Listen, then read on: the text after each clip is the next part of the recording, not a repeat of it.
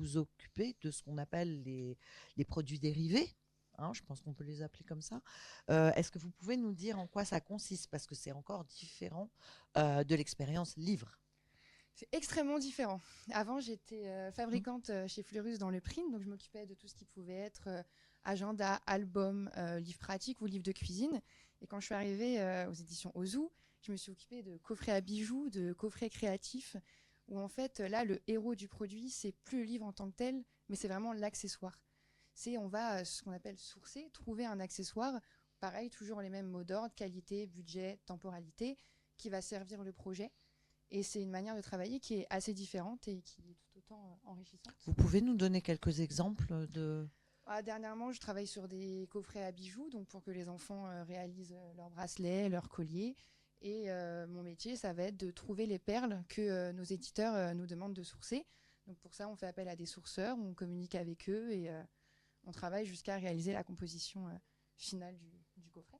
Et est-ce que parfois vous faites des produits dérivés en lien avec des livres en tant que Oui. tels, des histoires, je ne sais pas, par exemple, on parlait de Petit Loup. Ah oui. Est-ce qu'il y a des produits dérivés? Il y a eu par exemple une boîte à histoire qu'a créée Ozo. Est-ce que vous étiez sur ce projet-là? Ah non, ça c'est pas notre C'est service pas vous? fabrication, mais ça nous arrive souvent de partir d'un héros ou d'une mascotte au zoo et de décliner avec des accessoires. Donc ça peut être le camion de pompier loup.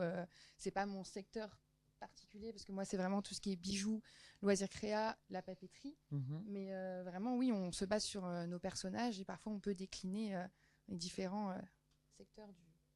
Donc vous intervenez à quel niveau en fait de la chaîne éditoriale quand vous travaillez sur ces sujets-là? Comment ça se passe? Vous êtes en amont de la chaîne ou plutôt à la fin ou un peu partout? Un peu partout, Mhm. mais je dirais plutôt en amont parce que les prix qu'on va pouvoir donner de fabrication vont influer sur la conception du projet, ce qui va être possible ou non de réaliser. Donc pour moi, je dirais que j'interviens assez tôt quand même. Et ce qui est bien en fabrication, c'est que les éditeurs savent qu'on est source de propositions, qu'on a la capacité de fournir des idées qui peuvent encourager le projet sur une voie qui n'était peut-être pas la voie originale, mais on travaille vraiment main dans la main. Ok, donc votre métier, il est en constante évolution. Qu'est-ce que vous avez comme contrainte ou défi? La formation continue, les échanges réseau ou d'autres choses? Comment ça se caractérise? L'échange réseau, on va pas se mentir, c'est pas le point le plus important dans la vie d'un fabricant, contrairement à d'autres métiers de la chaîne éditoriale. Je pense Mhm. à relations libraires ou éditeurs. Mais nous, ça va être le continuer à se former, effectivement.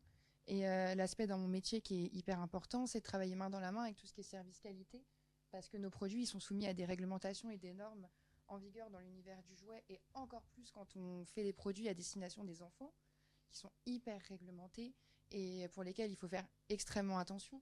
Donc il faut toujours anticiper. Moi j'aime bien dire que fabricant, c'est savoir anticiper les problèmes avant qu'ils n'arrivent.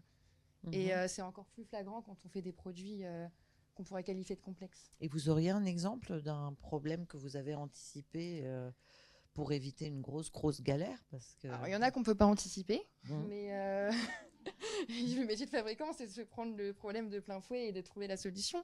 Mais je pense surtout aux coffrets à bijoux que je fais, où je sais qu'on a une tranche d'âge limitée et que par exemple, tout ce qui est très pointu, plein de perles vraiment très Mhm. très pointues, je sais que ça ne va pas passer les tests, donc c'est quelque chose que je peux anticiper en amont dans mon sourcing et dans ma communication auprès de l'éditeur.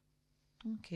On sait qu'il y a certains types de microplastiques qui ne vont pas passer, certains Oui, il faut que ce produits soit qui. normé NF. C'est ça. Ouais. On a Mhm. un super service qualité qui nous oriente bien. Et vous avez une charte en amont, j'imagine, une charte qualité. On a une charte qualité et en Ouais. fait, ce qui est bien, c'est que notre service qualité, il est intégré dans la boucle à peu près au même moment que le fabricant. Donc, c'est un développement qui va vraiment de concert jusqu'à la livraison du produit. Ok. Est-ce que vous pouvez nous décrire les principales qualités d'un fabricant dans le monde de l'édition? Donc là, on sort un tout petit peu de votre scope personnel. Et quels sont les pièges pour quelqu'un qui voudrait se lancer dans le sujet? Quels sont les pièges à éviter avec votre expérience de 4 ans de travail un peu partout au niveau print et au niveau produits dérivés? Alors pour moi, la qualité principale, c'est d'aimer le contact. Parce que c'est un métier, comme je disais, où on est au cœur de la chaîne éditoriale. On va vraiment travailler par mail avec fournisseurs, éditeurs, Graphiste, il faut savoir défendre nos projets, il faut savoir négocier, il faut savoir vraiment être force de proposition. Donc si on n'aime pas le contact, c'est un métier qui, à mon sens en tout cas, est assez difficile à exercer. Ça peut faire peur, mais il faut être extrêmement rigoureux parce qu'on jongle avec un programme éditorial, on le sait, dans l'édition est souvent assez chargé, avec énormément de titres, énormément de subtilités. On jongle entre plusieurs devis, plusieurs fournisseurs, des tableaux comparatifs. Donc si on manque de rigueur, c'est le début de la fin. Donc il faut vraiment être très rigoureux. Mais je dirais que pour moi, la principale qualité, c'est de savoir s'émerveiller. Il faut toujours continuer à aller en librairie, à regarder un papier, une reliure. Moi, je sais que tant que je continuerai à m'émerveiller et à être heureuse de voir mes productions dans les mains des enfants, je sais que je serai toujours une bonne fabricante parce que je ferai toujours le maximum pour que le livre soit là.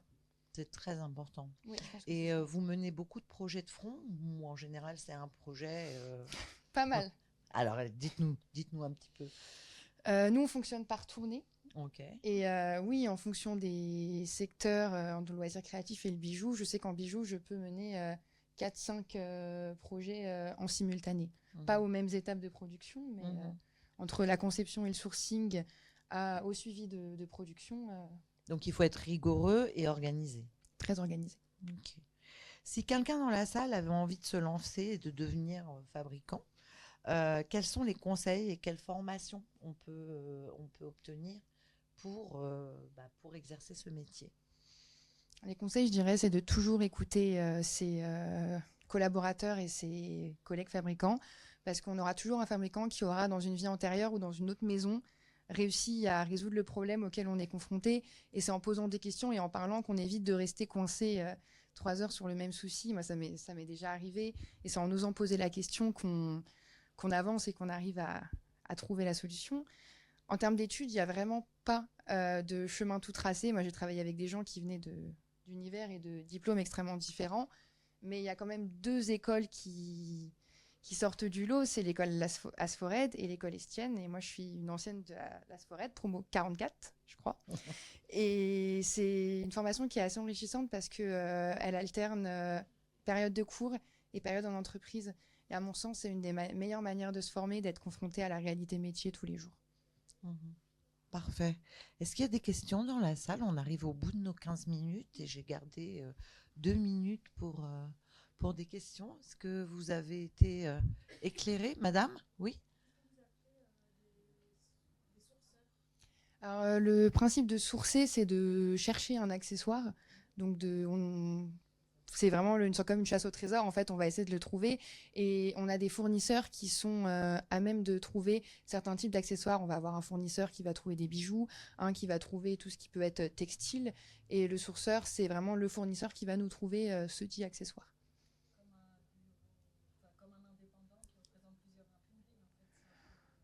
Il représente plusieurs fournisseurs, en fait. Non, je dirais que vraiment, c'est un fournisseur qui va, lui, après contacter, voir ses contacts, aller sur les marchés et nous trouver le produit. Oui, c'est ça. Il va chercher l'usine plutôt. Moi, je suis en contact avec un fournisseur qui va travailler et chercher l'usine. Est-ce qu'il y a une autre question? Oui.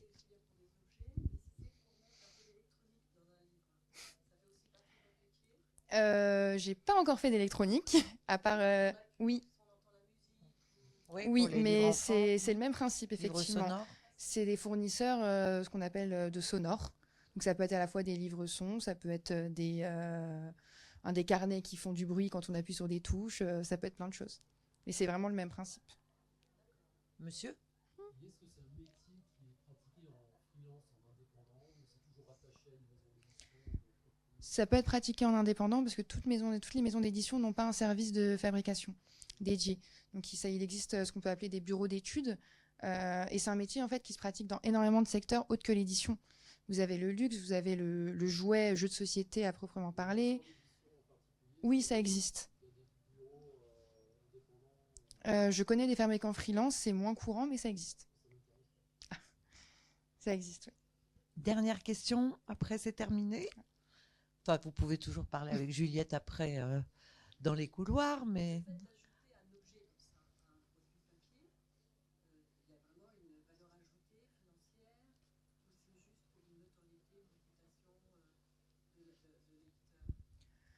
On va toujours essayer de faire en sorte que l'accessoire qu'on va sourcer et qu'on va ajouter dans le coffret apporte une vraie plus-value.